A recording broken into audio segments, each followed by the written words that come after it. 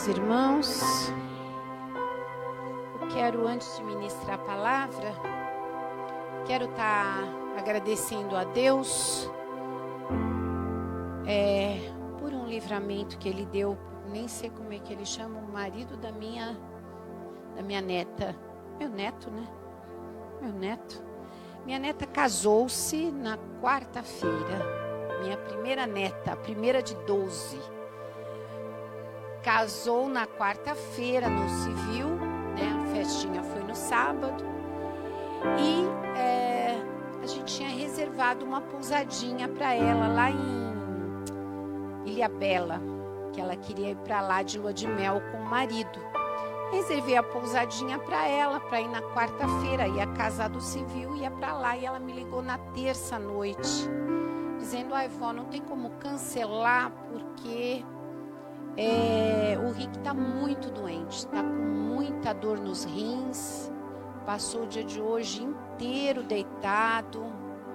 E eu falei: mas Cacá, e o casamento? Eu falei: nem sei como é que a gente vai fazer amanhã, que eles iam casar acho que às 10 da manhã.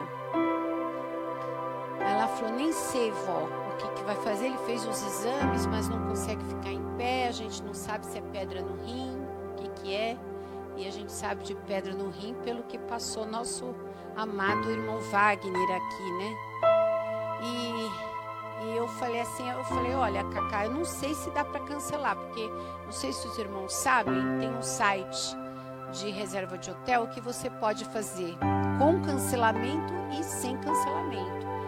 Com cancelamento é mais caro e sem cancelamento é mais barato. E eu fiz sem cancelamento, então não tinha como retornar. Eu falei: olha, Cacá, vamos estar orando para que ele esteja recuperado amanhã, em nome de Jesus. Vou estar apresentando. E já era de noite, já era tarde, né, Giovana? Acho que devia ser umas 11, umas 10 e pouco, eu já estava deitada.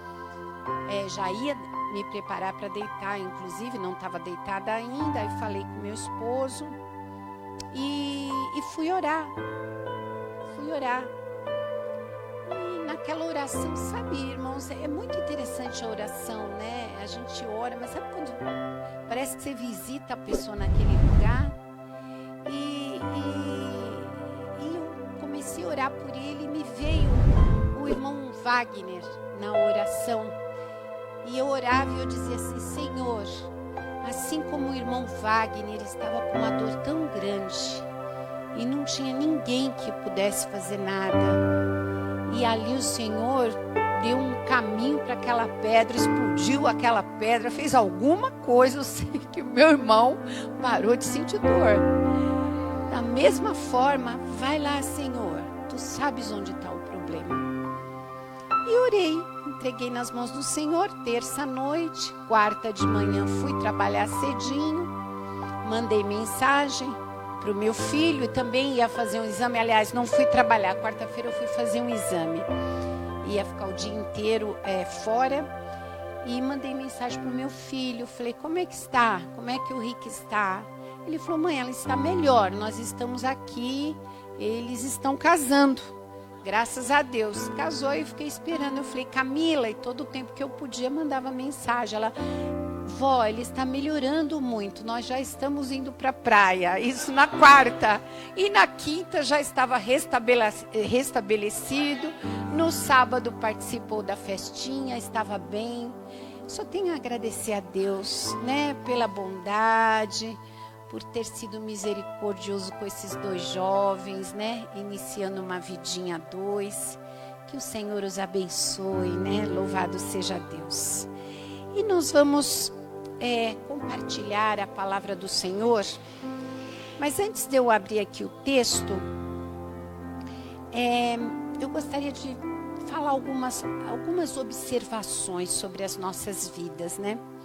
Nós temos uma tendência humana de perceber que a nossa vida, ela passa por dificuldades. Nós temos dificuldades, principalmente aqueles que temem a Deus, que têm o temor de Deus.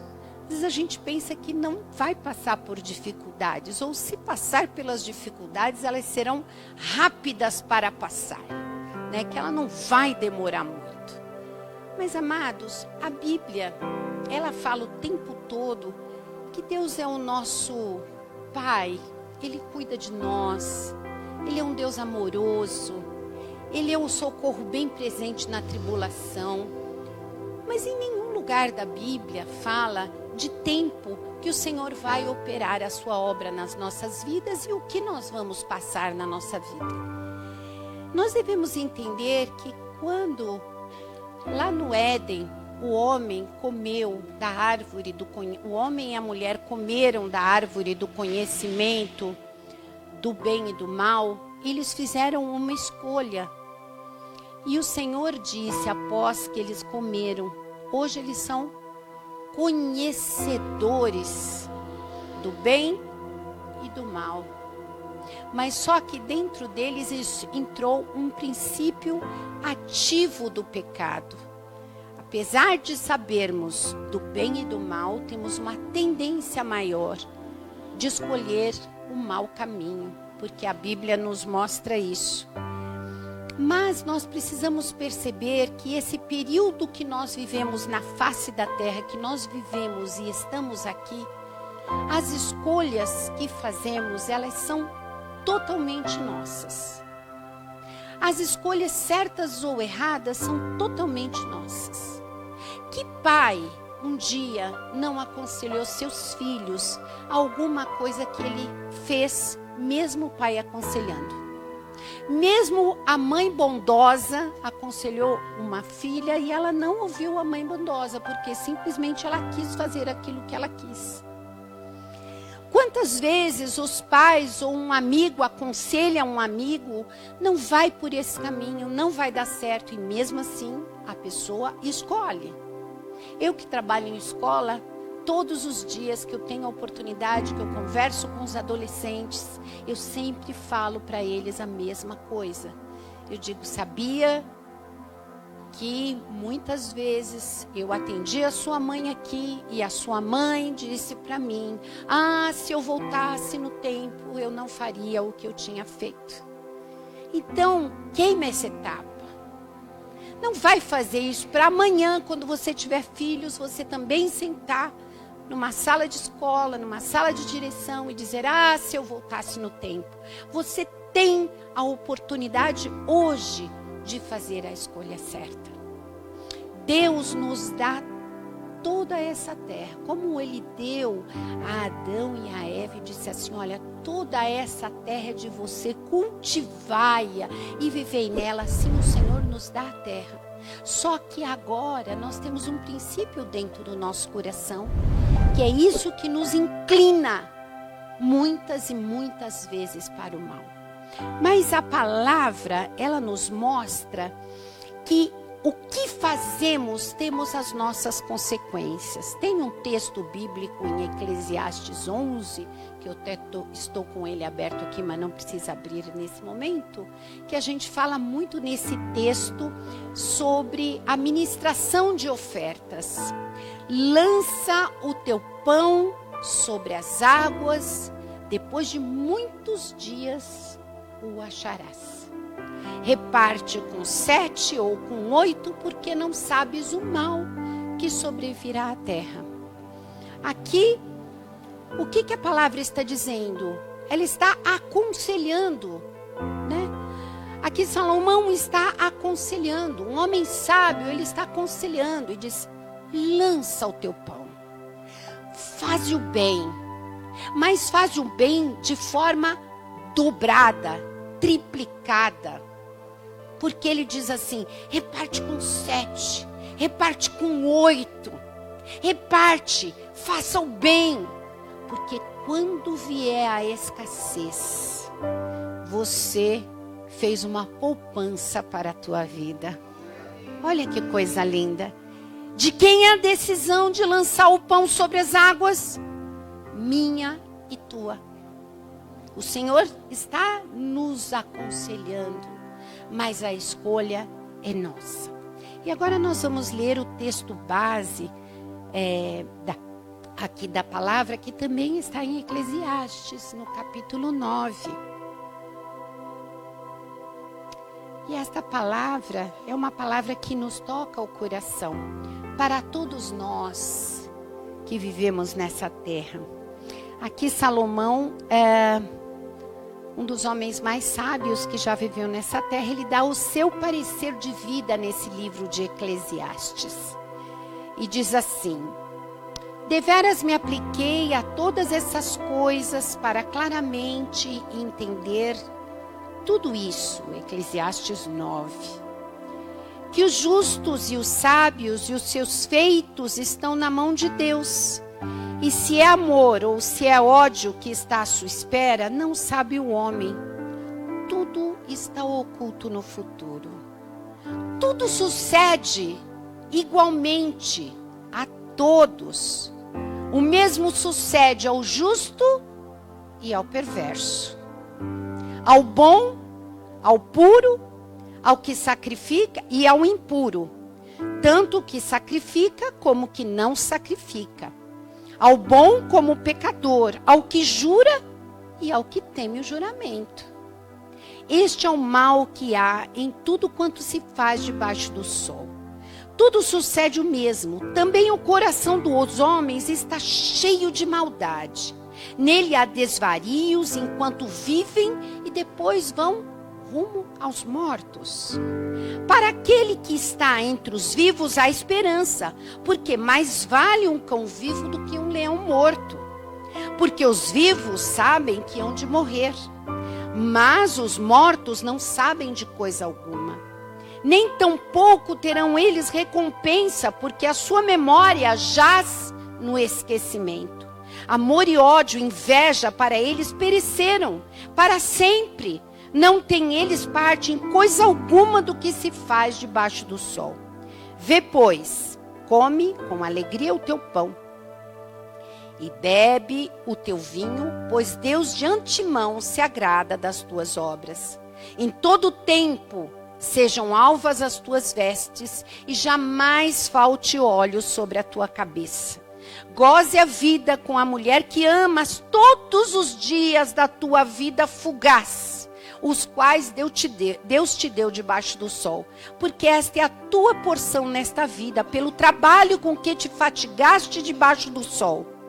Tudo quanto vier à mão para fazer, faze-o conforme as tuas forças, porque além, no além, para onde tu vais, não há obra, não há projetos, não há conhecimento, não há sabedoria alguma. Palavra dura, né? A gente não gosta muito de ouvir essa palavra, não, porque ela nos traz muito perto da morte. Salomão está dizendo a seguinte coisa, que a vida é muito frágil. E o que acontece ao santo, acontece ao perverso. O que acontece ao justo, acontece também ao injusto. O injusto tem câncer, o justo também tem câncer. O justo morre atropelado, o injusto morre atropelado também. Não adianta nós imaginarmos que nós estamos dentro de uma bolha de vidro, onde nós estamos protegidos de todas as coisas. Isso não é verdade.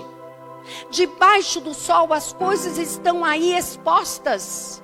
E as coisas acontecem. Aqui Salomão, neste momento, a sorte que parece ser o mesmo para todos. Ele diz, sim, nós vivemos nessa terra, passamos por dificuldades que todos passam.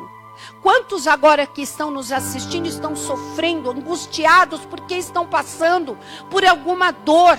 E às vezes não se vê saída, se vê num túnel fundo, escuro, e não se vê a luz. Na minha casa eu acordo muito cedo e às vezes a gente não deixa a luz da escada acesa. Então eu vou mais ou menos imaginando, tocando a parede até chegar na ponta e acender a luz. Mas eu sei aonde está o interruptor. Eu tenho ideia onde está o interruptor. Imagine nós andarmos num lugar escuro e não vermos a luz. É assim muitas pessoas que estão angustiadas, desesperadas, sem sonhos mais na vida. Quantas pessoas nessa terra se matam? Jovens se matam e o número de suicídios aumentou terrivelmente nessa década. Porque é a década que mais se tem coisas e a década que há mais vazio. dentro do coração do homem. Vaidade. Todas as coisas parecem que são bonitas quando você sonha em tê-las, mas quando você chega nelas nas tuas mãos, você vê que é vaidade. Um carro, por mais lindo que ele possa ser, depois que você conquista, ele não tem mais o cheirinho de carro novo. Já é um carro usado. A beleza da juventude se esvai e não tem botox que resolva isso. Não tem. As pessoas ficam com bocas imensas, elas se acham bonitas, elas gostam daquilo, é uma ilusão da beleza. Mas as pessoas falam uns dos outros, as pessoas criticam, falam mal. Tudo nessa terra é vaidade. Ele diz assim, sucede o mesmo, o coração dos homens está cheio de maldade. E as coisas vão acontecendo nessa terra, e isso acontece todos os dias. E nós vemos isso todos os dias. Mas ele diz que melhor, ele está dizendo aqui, né? Que para os vivos há esperança. Para os vivos há esperança. Há esperança para você. No dia que se chama hoje, diz a palavra, se ouvires a sua voz, não endureça o vosso coração. O dia que se chama hoje, que você tem oportunidade de ouvir a palavra de Deus. Abra o teu coração, porque você está vivo, até mesmo para dizer que não concorda, que não quer. Mas você tem essa oportunidade. E ele diz assim, no versículo 4, para aquele que está entre os vivos há esperança, porque mais vale um cão vivo do que um leão morto. Leão, porque dizem que é o rei da floresta, né?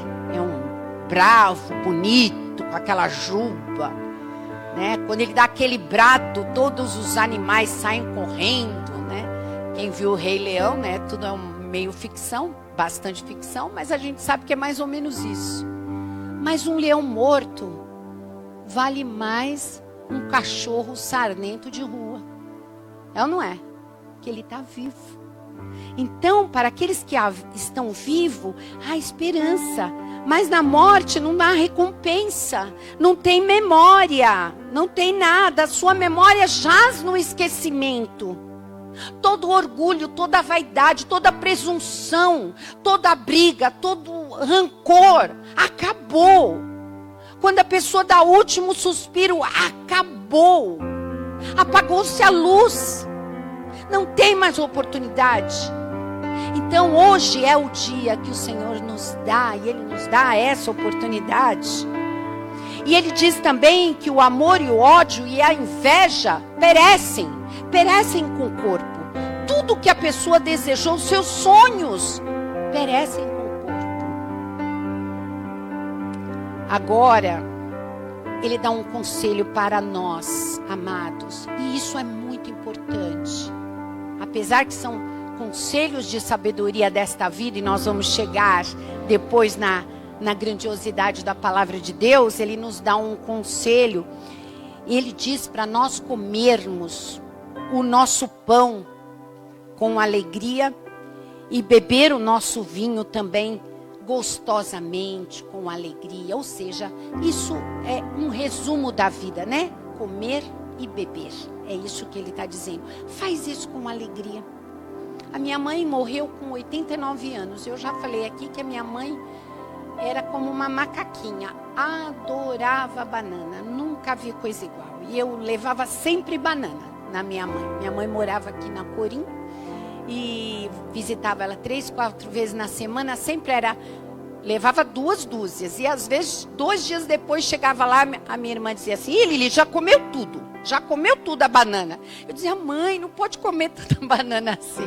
Ela fazia tudo errado. Gostava de ovo frito no óleo, linguiça. Fazia tudo errado. Até o cardiologista dizia: deixa ela, deixa comer desse jeito. Deixa embora. E ela comia muita banana. E quando estava perto dela partir, né, ela ficou ruim mesmo, 1 mês antes de partir. E eu ia, levava a banana, e eu voltava 2 dias depois, a banana estava lá. Ela não tinha mais prazer de comer a banana. Parece tão simples, né, queridos? Às vezes a gente briga com a balança, mas é tão bom a gente comer bem, com alegria, tá do lado dos filhos ou de um amigo, comendo feijoada ou comendo arroz e feijão com ovinho frito, não importa a comida, mas a alegria de viver, a alegria de não ter dor no estômago, a alegria de não ter uma pedra nos rins. Então o conselho é: viva feliz, desfrute disso, não vai ficar reclamando da tua vida, né? Ele diz isso: vive, pois Deus se agrada das tuas obras.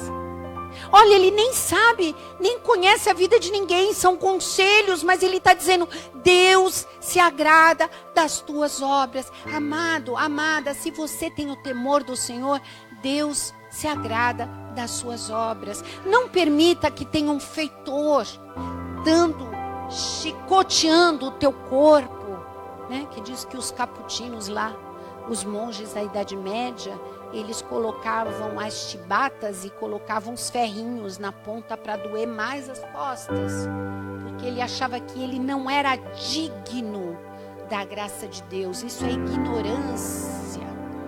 Tanto que nosso amado irmão Lutero, hoje nós estamos aqui nessa liberdade de conhecer o Senhor e não precisar de nenhuma imagem, não precisar de um intermediário para nos dizer como nós temos que ler a Bíblia, não precisar confessar pecados para homem e receber o perdão de homens. Sabe por quê?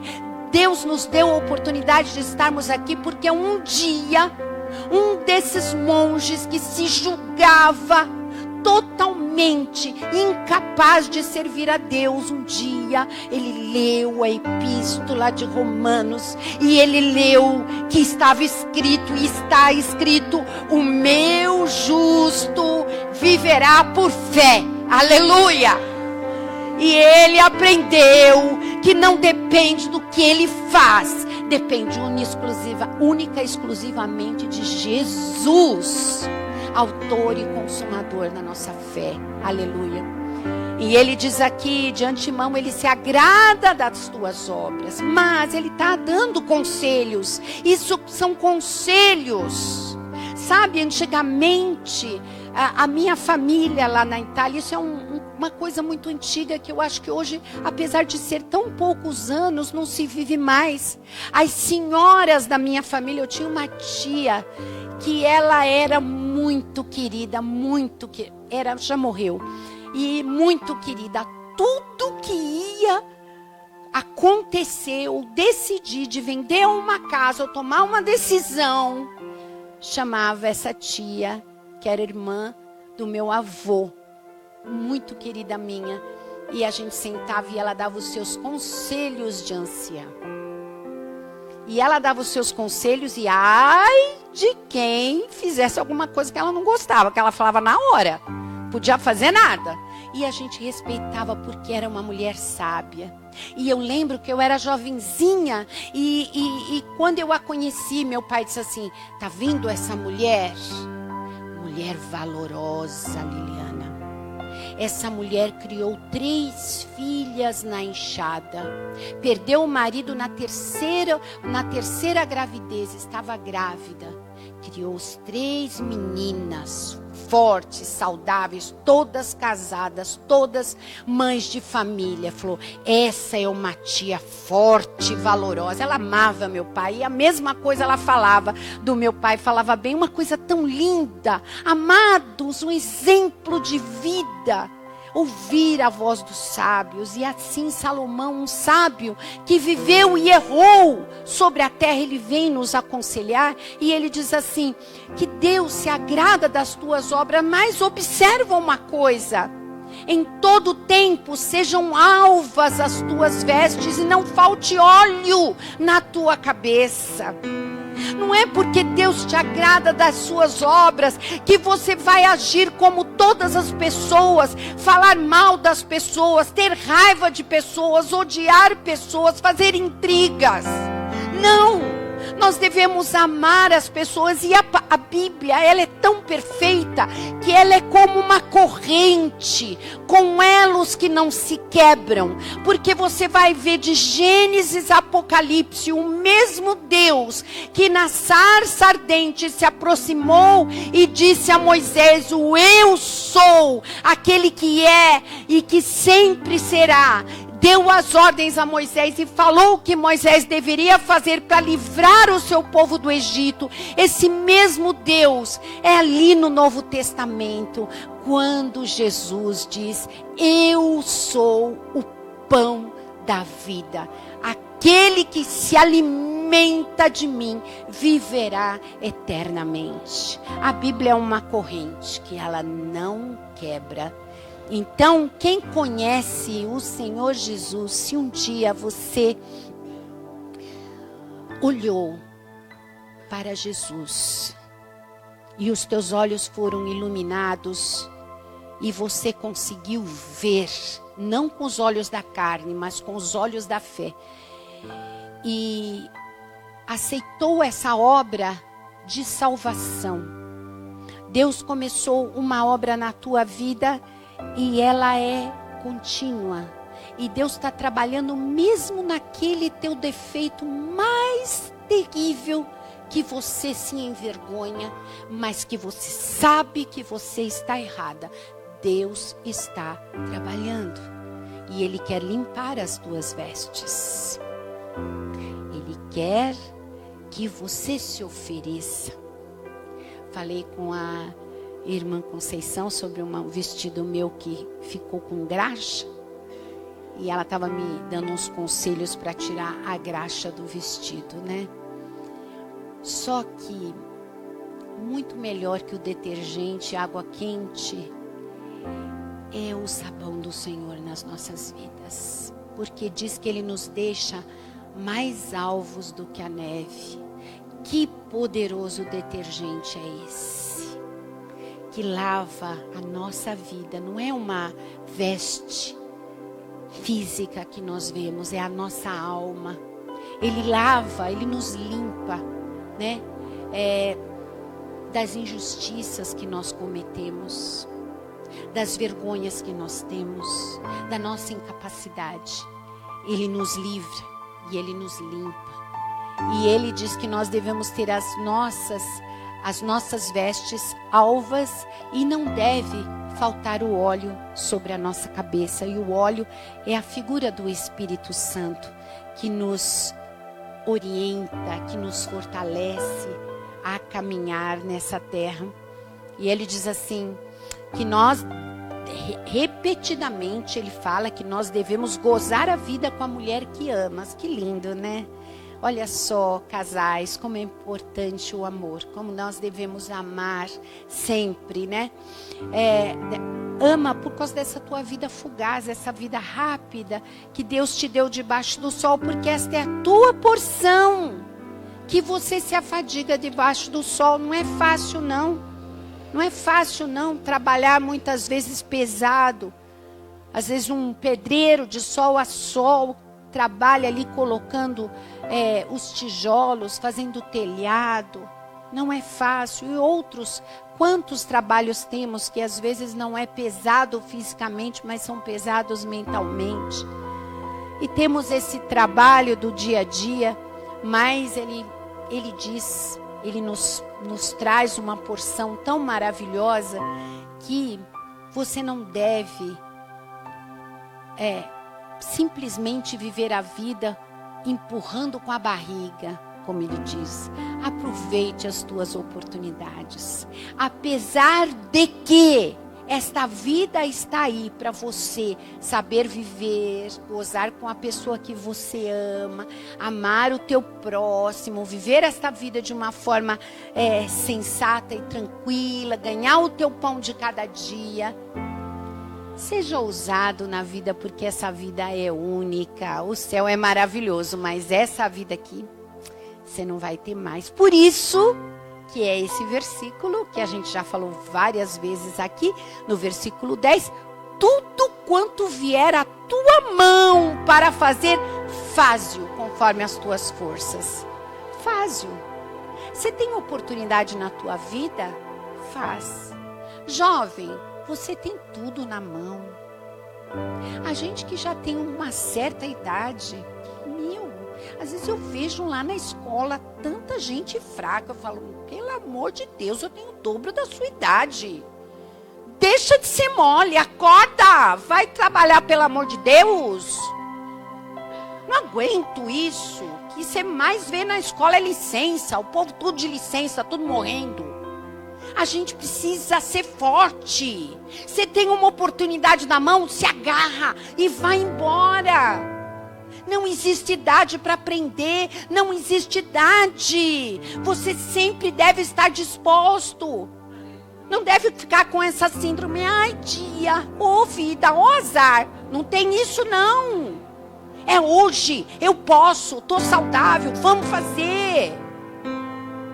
Vamos fazer, o Senhor te dá essa oportunidade. Te veio a mão para fazer. Às vezes um emprego melhor do que esse que você está tão debaixo do sol, precisa de um descansinho, algo melhor para você fazer. Faze-o conforme as tuas forças, mas lembrando que os que confiam no Senhor têm as suas forças renovadas. Se a tua força é pouca, busca no Senhor que Ele vai te renovar, eu te garanto. Não vem dizer não, ai, a minha artrose, a minha artrite, não tem nada disso. Não tem nada teu aí. Né? O Senhor te renova, te dá vigor, te dá força, porque a vida é essa.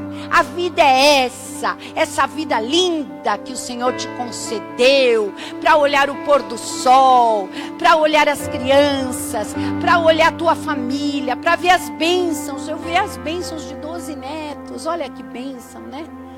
Espero poder ver bisneto. Isso são tudo bênçãos que o Senhor concede. E para nós finalizarmos, queria dizer para você que nós erramos e acertamos na vida. Não tem quem só erra e quem só acerta. Todos nós erramos e acertamos. Mas o Senhor quer que os teus olhos sejam bons. Quando teus olhos são bons, todo o teu corpo é luminoso. Saber olhar. A gente precisa saber olhar. E aqui em Colossenses, depois eu vou ler outro versículo para finalizar mesmo, mas eu vou ler primeiro aqui em Colossenses, né? Que Paulo está orando. Paulo foi visitar a igreja lá em Colossos. E ele ficou muito feliz de ver que os irmãos estavam bem e estava orando por eles, né? E diz aqui o texto, né? No versículo, capítulo 1 de Colossenses, versículo 9. Por esta razão, desde o dia que o ouvimos, não cessamos de orar por vós e de pedir que transbordeis de pleno conhecimento da sua vontade, em toda sabedoria e entendimento espiritual, a fim de viverdes de modo digno do Senhor, para o seu inteiro agrado, frutificando em toda boa obra, crescendo no pleno conhecimento de Deus, sendo fortalecidos com o poder, segundo a força de sua glória, em toda perseverança, longanimidade, alegria, dando graças ao Pai que vos fez idôneo a parte que vos cabe da herança dos santos da luz. Amém. Então, queridos, olha que coisa linda. Paulo viu que aquela igreja nova, eram novos cristãos, todo mundo já passou por isso, todo mundo sabe que cristão novo erra muito, não entende muita coisa, ele vai aprendendo, todos nós somos meninos e vamos crescendo. Se você está conhecendo o Senhor Jesus, não fique ansioso, o Senhor está fazendo uma obra na tua vida e você quer conhecer o Senhor? É a palavra do Senhor, conhecereis a verdade, ela vos nos libertará. Essa palavra tem o poder de nos limpar. E ele ficou feliz, né? E estava orando por aqueles irmãos. Por que ele estava orando por aqueles irmãos? Isso é o que mais importa na nossa vida. É bom a gente ter saúde, é bom a gente não passar necessidade, maravilha, é excelente, ter um teto para nós morarmos, nossa, não temos dúvida.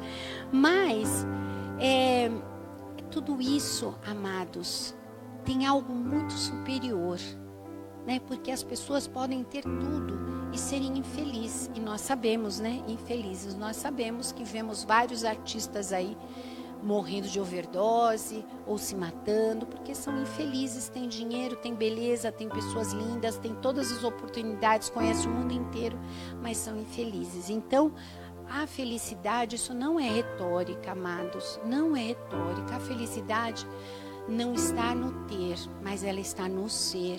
E esse ser, ele não simplesmente é o ser de existir, é saber por que existimos, é conhecer em Deus a nossa essência. E ele diz assim, que ele estava orando para que eles transbordassem no pleno conhecimento da vontade de Deus.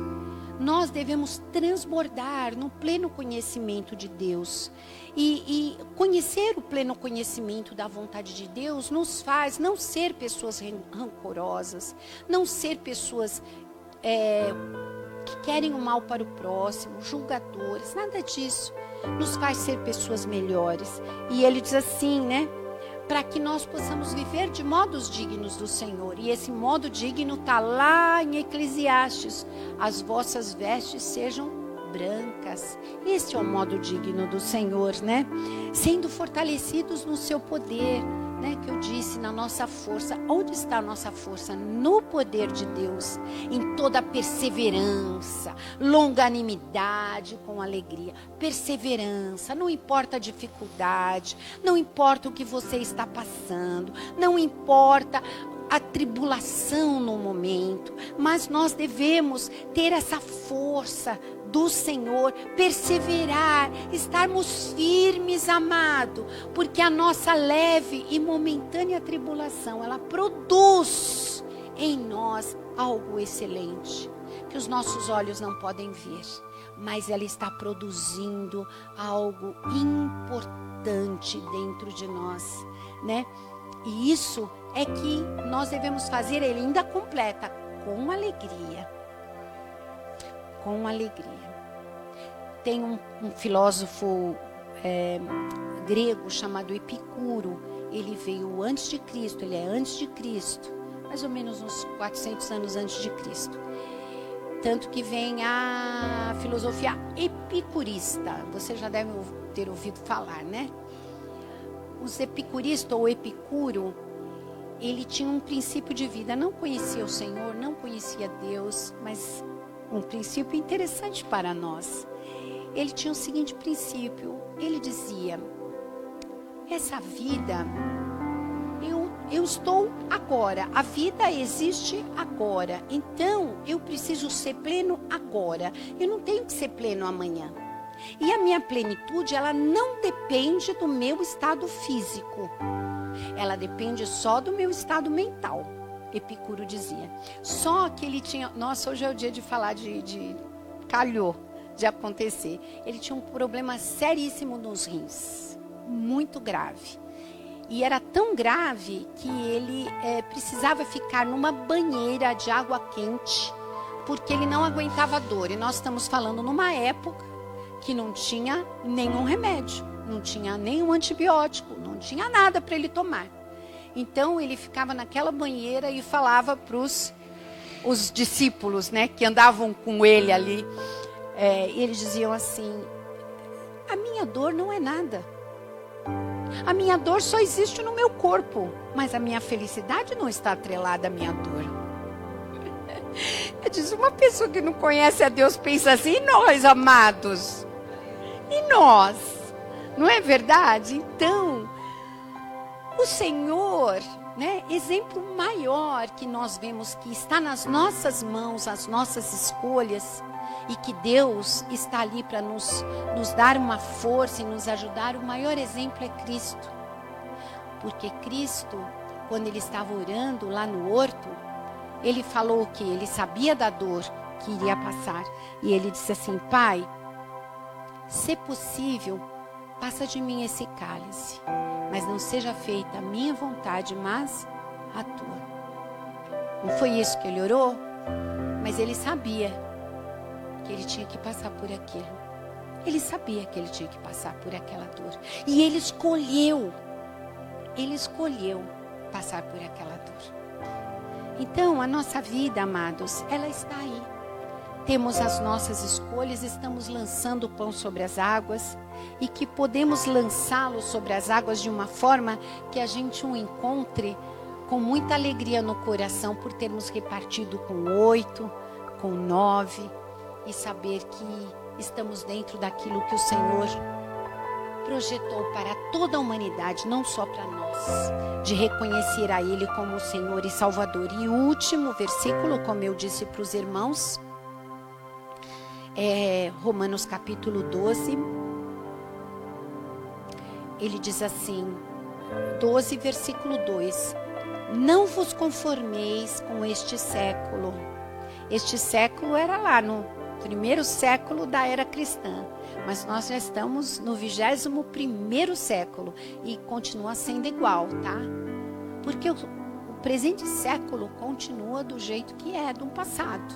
Antes tinham lá as mortes por espada, em guerra, decapitação, crucificação, tinha tudo aquilo, tinha os injustos, tinha tudo. E hoje também tem, de outra roupagem, de outro jeito, é outra coisa, mas é igual. E não vos conformeis com este século, mas transformai-vos pela renovação da vossa mente. Voltamos um pouquinho para Epicuro, né? O que ele falou? É a minha mente que determina, né?